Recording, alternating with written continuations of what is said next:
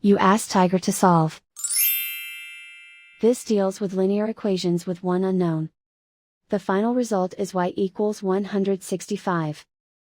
Let's solve it step by step. Group all constants on the right side of the equation. Add 11 to both sides. Simplify the arithmetic.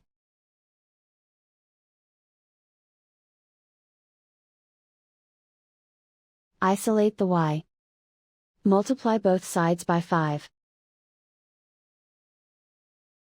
Group like terms. Multiply the coefficients. Simplify the fraction. Simplify the arithmetic. And so the final result is y equals 165.